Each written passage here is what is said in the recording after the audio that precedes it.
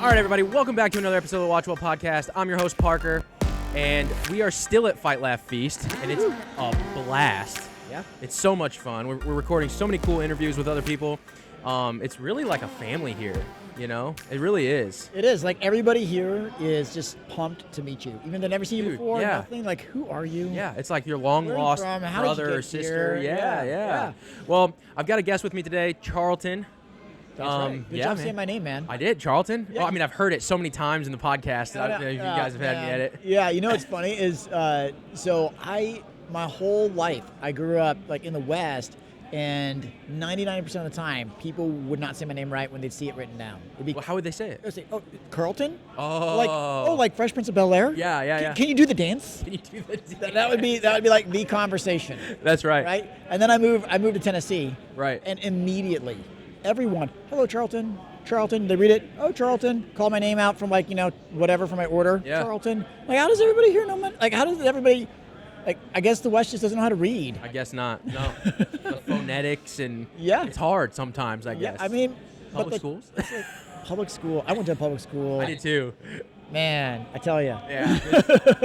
It's a little different your these kids, days. you It's a know, little like, different these days, right? man, That's right. All right, so we gotta do the rapid fire questions before we get started. Oh, dude, go for it. Right before the rapid fire questions, I want you to talk about the Forge, Reformation Red Pill. Absolutely. And then introduce what we're gonna talk about a little bit too here. Okay. Okay. Absolutely. All of it. I want to hear all of it. You just want me to just give you that spill right now? All of it. All right. So I'm Charlton. I'm with the go for Forge Press, and the Forge Press is our mission statement is to provide tools and resources to help build, defend, and expand the new Christendom, where we want to equip the next generation and generally our generation. Right. I'm a millennial. Right. Right. Who grew up with like the culture coming in from the TV. Right. At the house. Yeah. Right. And it's like, well, what does a good, solid Christian family culture, a very robust family culture look like that will actually take root and plant itself into the next generation, like for our children, right? Because there's I've met so many Christians who grew up in a Christian household and they fell away. Right. And why? Well, it's all culture. It's all culture. And so how do we do that? How do we do that well? So that's why we started the Forge. And when we first started the Forge a year ago at this conference, 1 year ago, we started the Forge, and then there was a booth right next to us, and we had one offering. It's like we spun up an offering really quick to try and sell. It was the family identity package. And then we had a booth right next to us that was empty. And Joshua had brought a camera. And so he was like, I'm going to ask all these guys about Christian nationalism. Because he had all the people. It was like Douglas Wilson. And, you know. All the names. Yeah, Stephen. Well, like all the names are here, right? Right. Joe Levin, all of them. And so he just did all these interviews. And that is how Reformation Red Pill started. That's so we're like, so okay, cool. we know that we can do low-hanging fruit because it's all digital. We can do low-hanging fruit. That's where we know to start. So we're just going to start. We're going to see how this thing grows. Yeah, and that blends in really well with what we do because, we're here to destroy the passive consumption of entertainment. Right. Yeah. Indoctrination is going to happen. It's just whether it's positive or negative. Right. Exactly. That's it awesome. happens. It's just like everything is tied to some form of morality. It's not a matter of whether but which. It always comes back down to objective or subjective morality. Exactly. Worldview. So we try to hit that hard here. Absolutely. Reformation Red Pill, you kind of talked about that a little bit. Yeah. Yep. So Reformation Red Pill is a show that we have. Just check it out on YouTube or Spotify, podcasts. And it's really, Joshua Hames took it because he said, this entire journey that I've been on has completely changed my life. Joshua Hames, if you don't know, he planted a church in LA, like by Venice Beach, not far. And he planted it in March of 2020, 2 weeks before COVID hit. Oh. And 2 weeks into COVID, or 2 weeks later, COVID hit, everything was shut down. And so then he's like, okay, well, how do we do church? And then at the time that they were like, Jesus is coming back tomorrow, like dispensational mindset, right. Kamikaze church plant, put it all on the line for Jesus, which, obviously, yes, we are called to pick up our cross and follow Christ. But when you have eschatology, your eschatology will, and how you think the end times will influence how you think through today and responsibilities and what is the right thing. And so it does affect. And so he started going down the road, him and his co-pastor, Daniel, and another friend, they all started going down, looking through Daniel, and they all came to the conclusions like, whoa, we've been wrong in thinking about how end times happen. Right. And they turned post-mill, right? They're like, no, we're going to win. Jesus, there's going to be more people in heaven than hell in the end. Right. Like, we are victorious people. The gates of Hades will not prevail against us. And this is not God's, like, this world is not God's Vietnam. Right. Right? So they came to that conclusion altogether, and then they were like, And oh, Abraham's okay. descendants are going to be as numerous as the stars. Right, exactly. You know, grains of sand, like all these things, right? Yes, Yeah, that's what and the we're- knowledge of the Lord will cover the earth Amen. as the waters cover the sea. And so they were like, wait a minute. And then all of a sudden the implications hit. They're like, whoa. Well, if that's the case, then why? It becomes like, very practical at that point. practical. And they're Yeah. like, well, we need to think more generationally. Right. And then they started realizing, like, well, none of us, like, we're all younger. None of us can afford any property. Yeah, we're broke. We're all putting off having children because we can't afford them. Right. Right? Yeah. And we've been doing this backwards. Like, and then they realized we have to shut down our church. Yeah, that's a Right? big one. And so, but that was the beginning of their Reformation Red Pill. Yeah, the red right. pill. And yeah. so, but it Well, the changes good life. red pill because Exact- online there's another red pill. another red pill, and that we Right. can stay away from that one. Right. But you come join the Reformed Red Pill, Right, right? man, yeah. And so that was the journey. And so it was so impactful that he was like, I just want to do a show because there's so many other people that are doing this same journey, and that's why it's happening across the country. That's why you have a mass exodus from the evangelical world into Catholicism or Eastern Orthodox, or the Reformers, right? And we're on the Reformer side, like no, come here, come here. Right, so that's the Reformation Red Pill podcast, and we go through all sorts of cool stuff. You're in the Discord, That's right. Yeah, and so we go through all sorts of really cool stuff in there. You should totally join the Knox series. Yeah, man. It's your best. Get a Men of Issachar tumbler.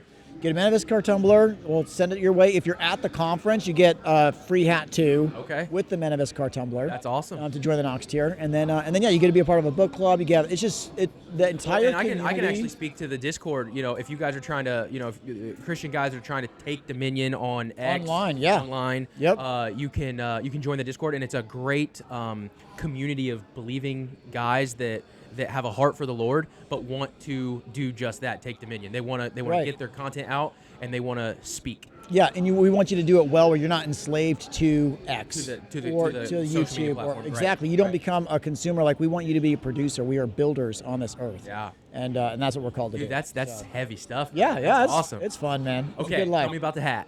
You gotta get the hat out there. You gotta Okay, go so online, yeah, you gotta buy their hat. Make America Christian again, because a lot of people think, like, well, we were never a Christian nation. We're a neutral nation. Yeah. Like, it was always that way. Separation of church and Let's state. just forget about all that general. Let's equity forget dogma about stuff. all of Yeah. that. It doesn't matter that 99% of the people that were here that founded this nation were Protestant. Yeah. Now we're like 10% because we gave all of our understanding and everything, farmed it out to government schools. Yeah. Let the nanny state take over, right? And then followed the narrative of the left, essentially, from 100 years ago. Right. And saying, like, okay, well, we just kept giving up our strongholds Yeah, there. the deconstruction of the family unit, like all that stuff, right? Everything, Yeah. right? Yeah. Right, everything. And so but Make America Christian again is saying, like, no, like, you look back, it's like, this country was founded as a Christian nation, which is why you have all the constitutions. Like, well, but the Constitution, it's like, yeah, but that Constitution is only as good as objective as you can hold an objective moral standpoint. Right. And it was not made for right. irreligious people. Right. And so even Right. with the separation of church and state, it was never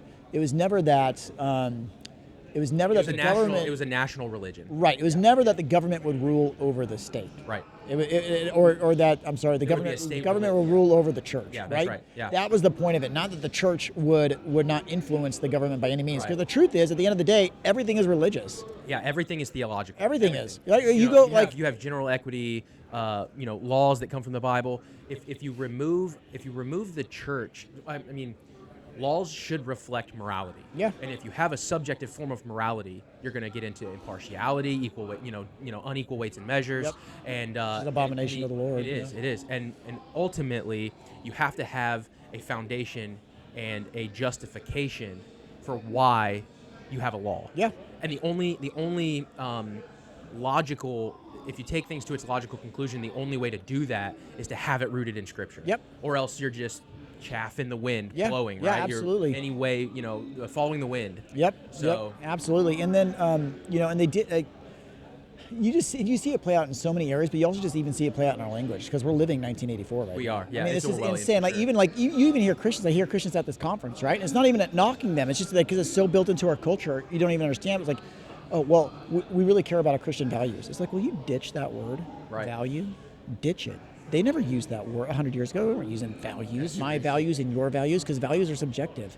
You value Right, something different than right. my value. How am I going to hold you to any kind of standard? But They didn't talk values. You know what they talked?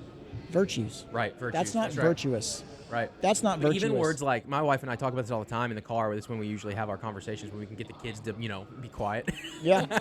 Get a word in. Those 4-year-olds, they like to talk. But even words like love. Yeah. And it's like, well, who can define love? Not humans. Yeah. Because only the Bible and God can define love. Yeah. So, love is not inclusive. It's patient, kind, does not envy, does not boast, all these things, right? Yeah, keeps no records wrong. So you have to get back to a biblical definition of things, because that's the only way to justify and that's the thing that built this nation. It is, absolutely. Like, that's what it is. Make America Christian again, right? It's like, that's the thing that built this nation. And so we wanted to make this hack. So we're riding on the coattails of Make America Great Again. Right. But it's really not that great without Christ, guys. Amen. I mean, it's Amen. Christ or chaos, and that's Amen. where we're at, right? All right, let's talk about the book. Oh yeah. So on the side though, my wife also my wife is she's awesome. Okay, my wife. She's really encouraging. She's super great. She's the best. Yeah, right? I posted a picture on X of my setup, and she was telling me, oh, you did a great job. You're at Fight Life Feast. And I was like, yeah, I'm at Fight Life Feast. And I said, come bring your book and I'll interview you. And she's like, I'm not at Fight Laugh Feast. And I said, send your husband as a proxy, girl. Yeah, no, then she took a screenshot of that and sent it to me. So I'm like, I guess here I am. Really? Here you are. This is why you came to Fight Laugh Feast. Look, I want to promote my business, but honestly, this is really why you're here. It's really why I'm here. I could not be when you talk about Proverbs 31. It's like, this is my wife living and acting. Yeah, man. It is so cool to see, right? I see my wife, she works her tail off, right? And by the grace of God, since we first got married, when we got married, we're both on the same page. We will do everything within our power to be a one-income family when we have kids. And that means even if we're poor and we're living in a trailer, that we were going to do that. And by the grace of God, we have been able to do that, and we so far I've stayed out of a trailer, which is nice. That's nice. But I mean, hey, if it is what it is, then better we have to or worse, go, man. Better or worse, yeah. But to see her now, we have 3 children. I call them the golden age, the golden years right now, because I don't have any teenagers, but I also don't have to wipe anybody's butt. That's nice. Right? And so it's all right, cool. And it's mostly laughs and giggles and play. There you right? go. It's the golden years. Yeah, right? there you go. And she's doing homeschooling, being a full-time mom and a homemaker, right? And then she wrote a book. And the book is amazing because, for so long, when you work, there's a point where you're gonna not really, if you don't get reward back, if you're not getting reward, it's really hard to keep pushing forward, especially when you're just by yourself. Yeah, and us guys doing the social media stuff, we really understand that. It's so hard. And the but long game. she, for 5 years, we read a book. We read the Wingfeather Saga. Have you read the Wingfeather Saga? I haven't. Oh man, they're fantastic. I'll have to check them out. Andrew Peterson, it's a Christian one. The first book was, you could tell it was his first book he ever wrote. And I was like, I don't know about this story, but I had some friends who read through it and they're like, you've really got, just stay with it. It's really good. And 1.5 books in is when it really, you're Takes off, yeah. this is so good. This That's is awesome. so good. I'll check it out. Right? Yeah, they're fantastic. It's almost like a mix of Narnia and Lord of the Rings. Okay, right? okay. It's just really, really good. But we read through that, and she was like, I can't believe this author. He's also, Andrew Peterson is a well-known and successul singer-songwriter. Interesting. And so, and then here he is with the book too. And this is, usually people are dead by the time, and she was so inspired, even me reading the book, this is so good, that there's a point where it's she's like, I want to write something. But she knew, she's like, Lord, I don't want to do this. She prayed. She's like, Lord, I don't want to do this unless you're in it, because I don't want to waste my time. And unless you build the house, I labor in vain. Right. And I know that if I do this, it's going to be years before I have any kind of fruit from this. Right. So she did, and I saw my wife go to be like, I'm going to commit to write 1,000 to 2,000 words a day, and I'm going to write a book. And then so she did. She committed, and it took her 7 months or so to write her first book, which she read, and I read, and then she just threw in the trash. Yeah. Went back to the computer, wrote another one. Looked at it, refined it, threw it in the trash. Just over and over and over again. Right. Yeah, refining. Right. And then she got to, after year, call it year, on the 3rd year, okay? She's like, okay, I'm going to do this one. And it was a 100-page little, novella, right? Yeah. Little 100-page thing. And she was like, I don't know about this one. I don't want to keep going on the story if it's really not that good. And, and she gave it to me, and I read it. It's like, this is it. And I looked at her, I was like, baby, this is, you found your voice. this is good. This is good. She's like, you think so? I don't know. And I was like, you know what? And we had moved to Tennessee, and there was a guy named Rick, who's this old man that would go to the coffee shop all the time, and I was working at the coffee shop, and I met Rick, and I was like, after I'd been there for like a few months, and he's always in there, I just walked over to him like, hey, Charlton, and he's like, oh, I'm Rick, and he's a published author, all of this stuff with Rick. And so I was like, I'm gonna go ask Rick. So I go to Rick, and I say, hey, Rick, my wife's a writer, and she wrote this little thing, and he's like, oh yeah, she is? Like, and I said, yeah, and I'm wondering if you'd be willing to just take a look at it and tell her what you think, And he said, you know what, Charlton? I'm actually a judge at this competition called Killer Nashville, because he's a crime novelist. He used to be a cop, caught a serial killer. Somebody asked him to write a book, and then he became a published author, and they just kept asking him to write books, right? So he says, well, I'll tell you what, I'm a judge at this big competition. It's like, it's a big deal, Charlton, okay? So I'm a judge at this thing, and I got to judge all these ones. Have her send me the first 50 pages of her book, and I'll read it when I'm done reading all of these ones, and I'll just put it in my pile at the end. Okay. If she doesn't mind, like, taking, some criticism. And it's like, she's not going to have an ego. She doesn't have an ego about it, right. And if you're going to write, like, you cannot have an ego. No, yeah. Like, it's not going to work, right? And she doesn't. She's very open to like, okay, tell me what I need to fix and so on. So anyway, so he, a month or 2 months later, he comes back and he had read it. And he said, the next 50 pages.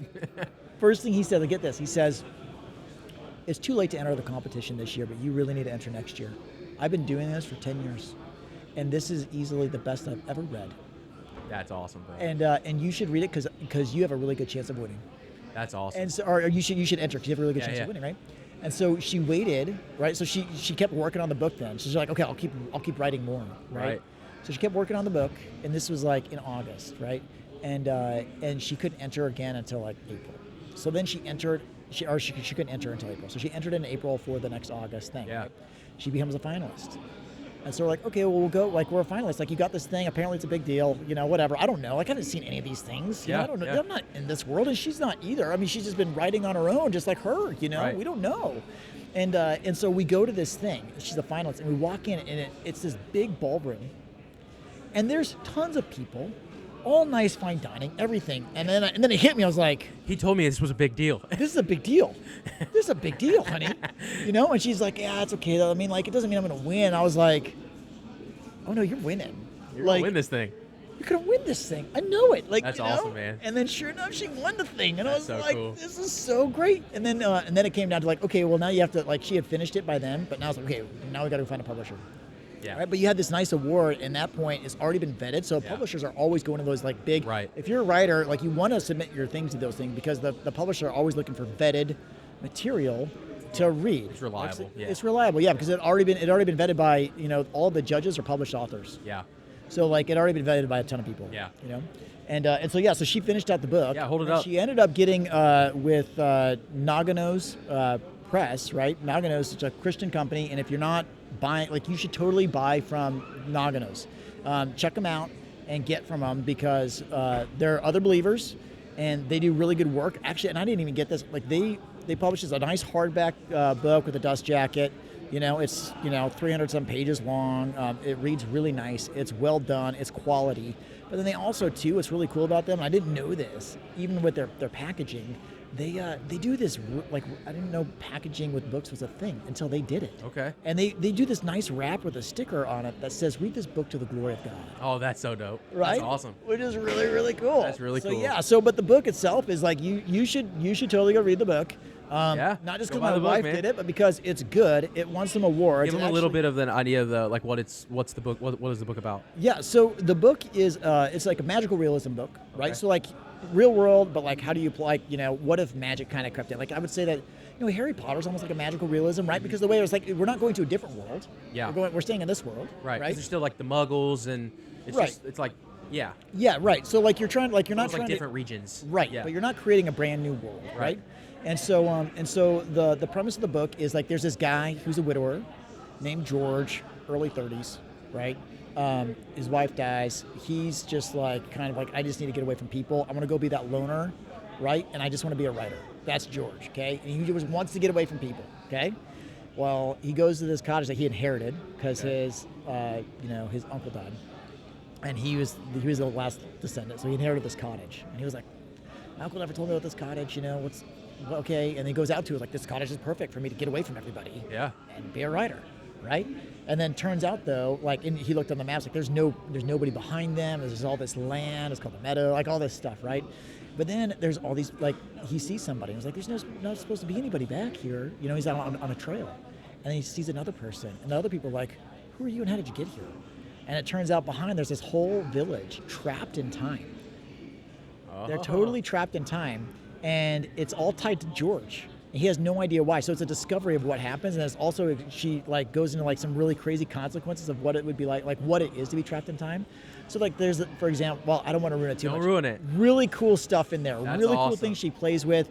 Great character development. She goes back and forth in the sense like the story holes, where you have two narratives going, right? So she has a in the past narrative going and a present day with George narrative where it tie together at the end, and leaves room for a sequel, which you definitely want the sequel. It's like you get to the end, like, okay, give me the next book. The next book, which is really great. And then what's really cool about it too is like she's a believer, right? We're Christians, right?